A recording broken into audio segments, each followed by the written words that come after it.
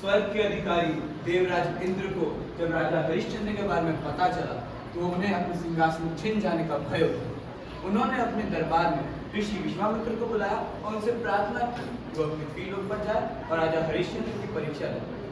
इसके पश्चात ऋषि विश्वामित्र ने अपने दक्षिणांत में 1000 स्वर्ण मुद्राएं मांगी, मगर राजा हरिश्चंद्र वो इतनी दे ना सके।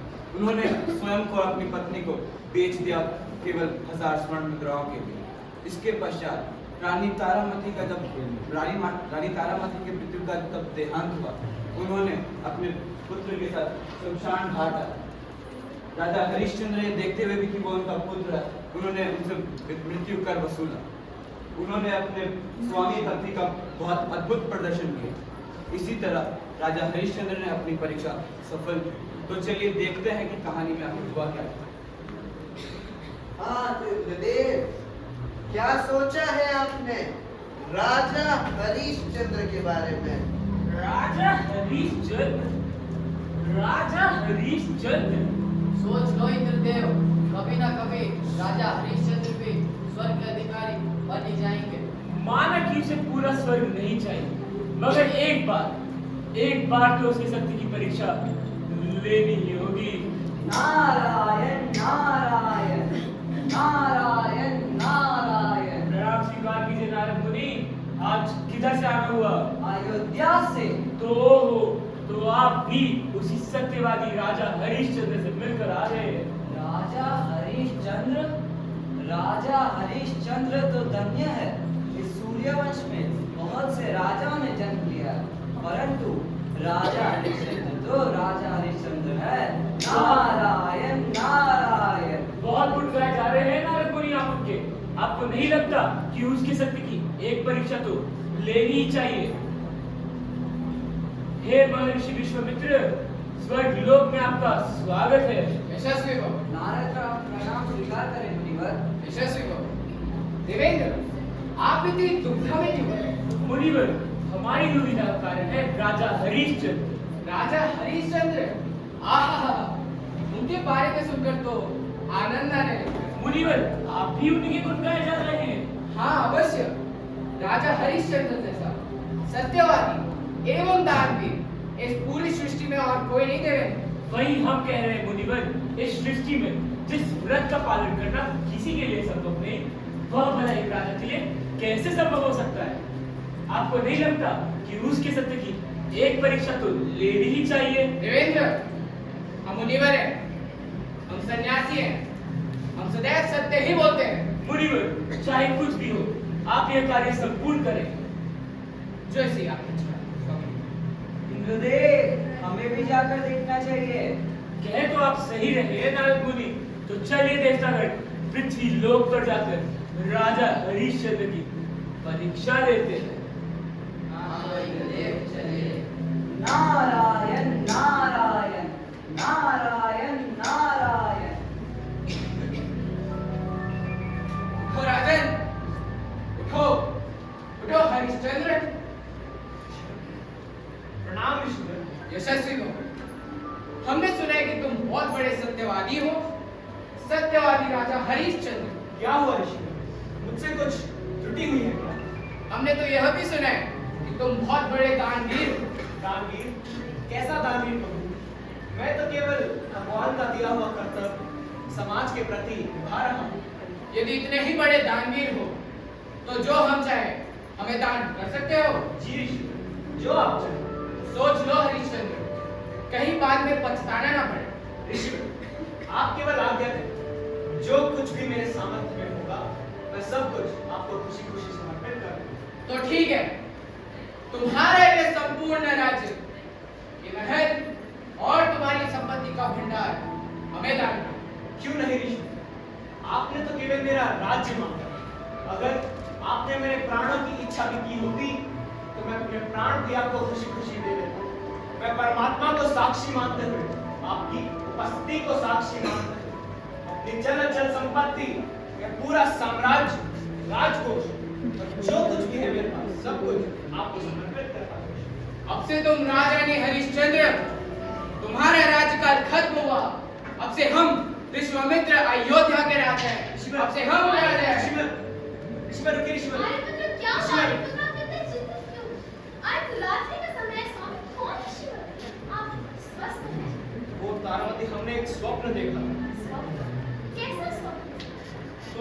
चिंता मत करो तारामती, तुम विश्राम करो।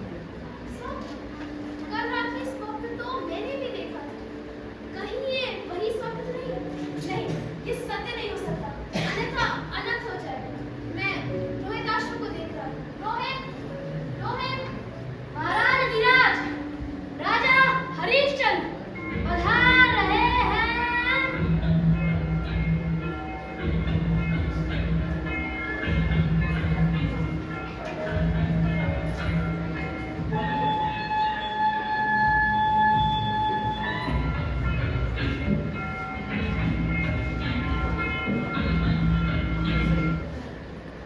हाँ तो महामंत्री जी बताएं, राज्य में सब कुशल मंगल तो है? जी महाराज, जैसे आपको पता है, इस बार राज्य में वर्षा बहुत कम हुई है। हमें अपने किसान भाइयों को सहायता करनी चाहिए। जी महाराज, मेरा भी यही मन है। हमें उन्हें कुछ धनराशि प्रदान करनी चाहिए। महाराज, क्या हुआ? जी महामंत्री, क्षमा कीजिए, हमने कुछ सुना नहीं। तो क्या कह रहे थे आप? क्या बताएं महामंत्री जी, बात ही कुछ ऐसी है। हुआ यूं कि तुम्हारा इतना दुस्साहस, तुमने हमारा मार रोका, विश्वामित्र का मार रोका तुमने। क्षमा कीजिए ऋषिवर, बिना आगे के दरबार में प्रवेश करना निषेध है। आज्ञा, हमारे लिए आज्ञा। क्षमा कीजिए ऋषिवर, कृपया आप प्रतीक्षा कीजिए, मैं अभी महाराज को सूचना देकर आता हूँ। महाराज की जय। महाराज द्वार पर एक पुरोहित ब्राह्मण बना है। क्रोधित ब्राह्मण कौन है वह ऋषि? अपना नाम विश्वामित्र बता रहे हैं। विश्वामित्र, शीघ्र ही दरबार में ले आए। जो आज्ञा महाराज। बधाई ऋषिवर। हरिश्चंद्र, प्रणाम ईश्वर। बस बंद करो अपना ये पाखंड। हरिश्चंद्र, क्या तुम्हें स्मरण भी है कि कल रात के स्वप्न में क्या हुआ था? जी मुझे सब क्या, मैं तो केवल आपकी ही प्रतीक्षा कर रहा था कि कब आप आए मेरे आश्रम में भेंट करें। राजनी में क्या सुन गई? प्रणाम ऋषि। सौभाग्यवती हो। राजनी, ये मैं क्या सुन गई? आपने अब तो पूरा साम्राज्य दान कर दिया। हाँ तारामती, परंतु क्यों? कब? कल रात्रि स्वप्न। स्वप्न में? परंतु स्वामी, स्वप्न तो मिथ्या होता है, उसमें कुछ सत्य नहीं होता। परंतु महाराज, आपने अपने राज्य के बारे में नहीं सोचा, जो आपसे इतना प्यार करते हैं। हम सब के बारे में नहीं सोचा, और तो और स्वामी, आपने अपने परिवार के बारे में भी नहीं सोचा। तारामती, मैं तो केवल बस इतना ही जानना चाहूंगा, क्या मेरे इस निर्णय में आप हमारा साथ देंगे? अवश्य स्वामी, मैं तो आपकी अर्धांगिनी हूँ, आपके हर निर्णय में अपना साथ देना तो मेरा कर्तव्य है। बस बंद करो अपना ये पाखंड। हरिश्चंद्र, हम तो केवल इतना ही जानना चाहते हैं कि तुम अपना ये संपूर्ण राज्य हमें दान करना चाहते हो या नहीं। जी ईश्वर, आइए पधारिए, आसन ग्रहण करें।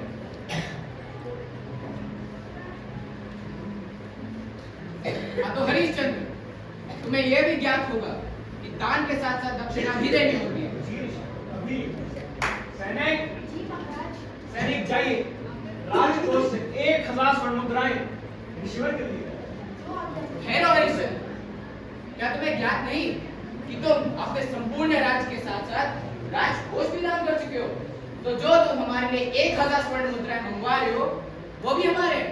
क्षमा कीजिए ईश्वर, हमें कुछ समय दीजिए, हम आपकी दक्षिणा का जल्द से जल्द लाने का प्रबंध करें। ठीक है, हम तुम्हें सूर्यास्त तक का समय देते हैं। यदि तुमने हमारी 1000 स्वर्ण मुद्राएं संध्या तक लाकर नहीं दी, तो हम तुम्हारे यह दान स्वीकार नहीं करेंगे और तुम पर ब्रह्मदंड लगेगा। क्षमा कीजिए ईश्वर, किंतु हमें ब्रह्मदंड से ज्यादा सत्य दंड से डर लगता है। ब्राह्मण को दान दिए बिना मैं इस पृथ्वी की गोद में समा कर नहीं सकता। विलंब न करें स्वामी, हमारे पास केवल संध्या तक है। चलिए तारामती।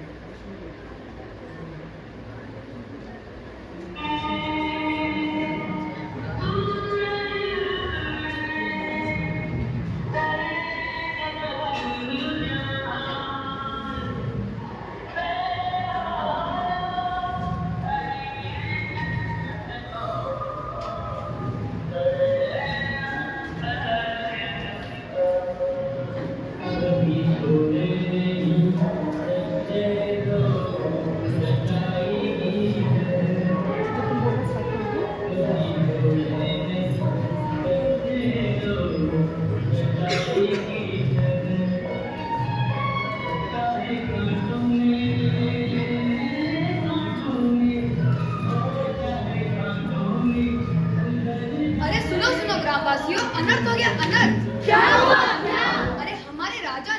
अपना सारा राज्य दान में दे दिया और वे हमें छोड़कर भी जा रहे हैं।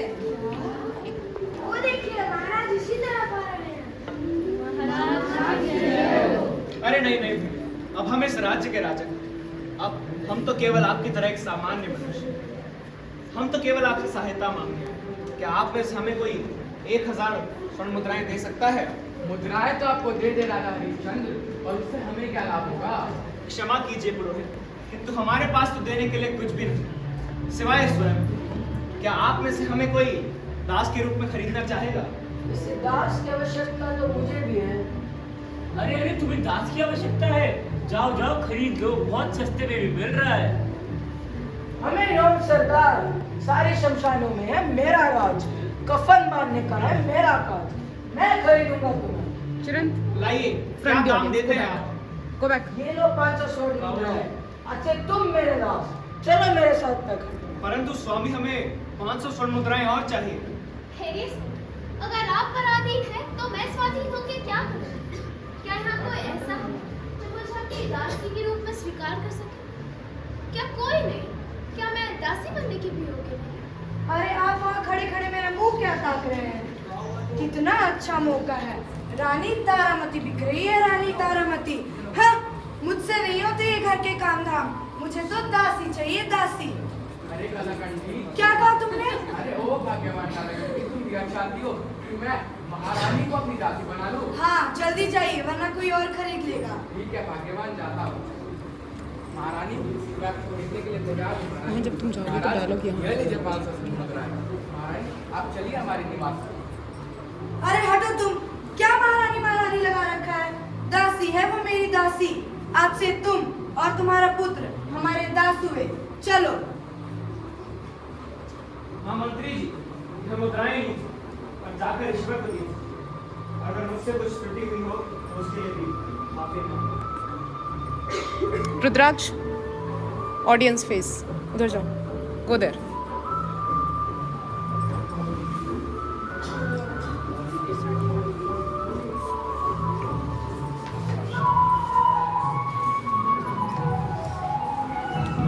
शाइनी, मिडिल में बर्तन लेके जाओ नीचे।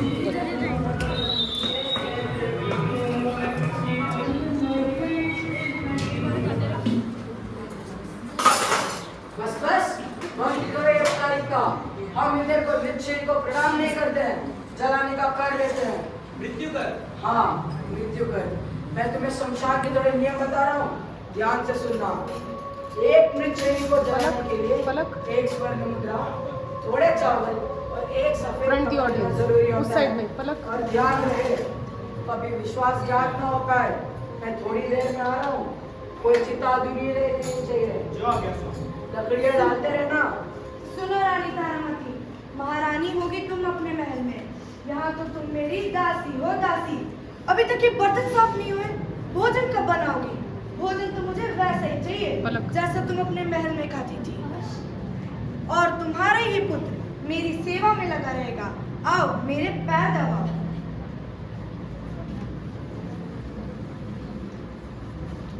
अच्छे से दबाओ। It's okay. जाओ जाओ भोजन लगाओ। पलक, go to the front. Go to the front. बैठ ही गया नीचे।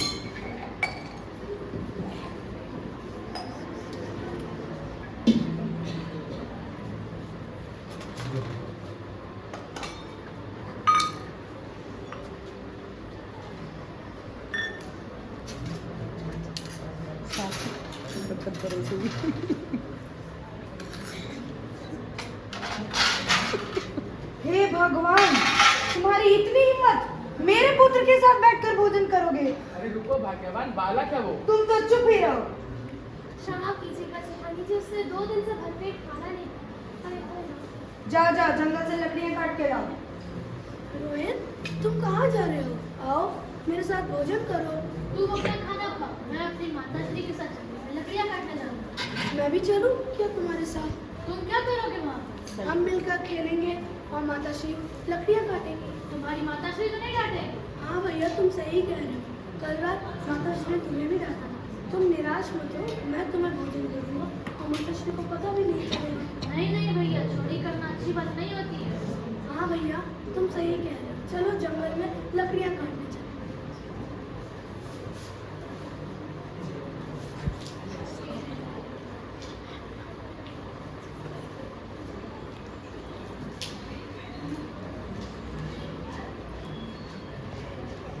रोहित, रोहित साहब, साहब, माता, रोहित, रोहित को रोहित तुम ठीक तो हो ना? रोहित, मेरे पुत्र, उठो, कोई मेरी मदद कर। हे ईश्वर, ये कैसी बारिश है? रोहित, उठो मेरे पुत्र, रोहित, कोई मेरी मदद करो। रोहित, रोहित उठो मेरे पुत्र। इंद्रदेव, अब मुझसे नहीं देखा जा रहा इंद्रदेव। कोई मेरी मदद करो। क्या हुआ रोहित, देवी? मेरे पुत्र को देवी? सांप ने डस लिया। चलो देवी। Nakul, there, center.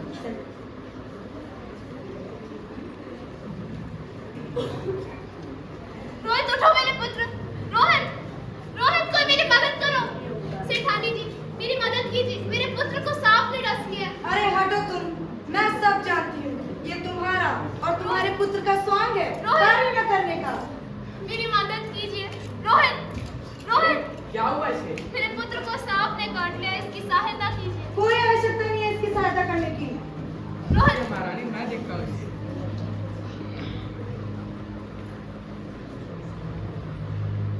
क्षमा कीजिए महारानी, अब इसने जोर अपना से, प्राण जोर से। त्याग दिया। नहीं, रोहित, रोहित उठो मेरे पुत्र, रोहित, रोहित, रोहित, रोहित। महारानी, अब हमें समय व्यर्थ नहीं करना चाहिए। अंतिम संस्कार के लिए लेके जाना होगा। रोहित,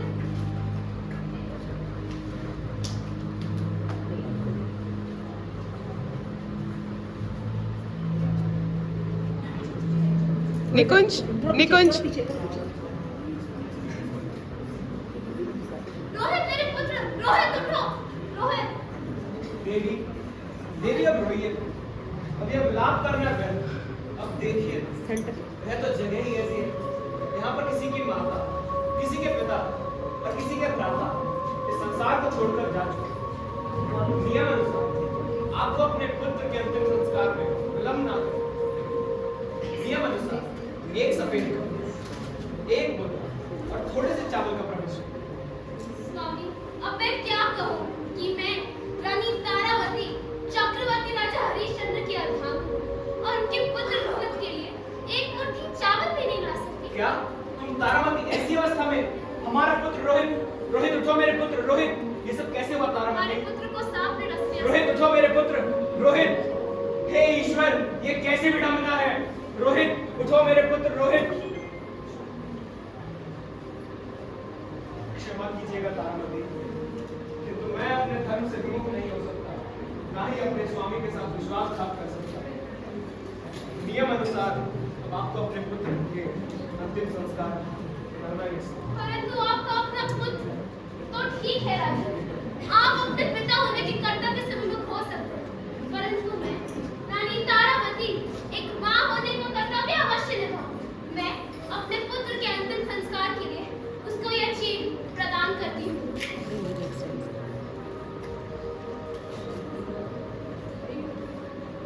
हे ईश्वर, अब आप ही मुझे इस दुविधा से बाहर निकालोगे। देखो हरिश्चंद्र, अब हमसे भी नहीं देखा जा रहा। ये तुम्हारी परीक्षा थी, तुम इस परीक्षा में सफल हो। तुम धन्य हो हरिश्चंद्र, तुम धन्य हो। तुम्हारे सत्यता से प्रसन्न हो गए। हम तुम्हारे पुत्र को पूरा जीवित करते हैं। रोहित, रोहित तुम ठीक हो रोहित? और युगों युगों तक जब भी सत्यता पर चर्चा की जाएगी तो राजा हरिश्चंद्र का नाम अवश्य ही आएगा, अवश्य। तुम धन्य हो हरिश्चंद्र, तुम धन्य हो।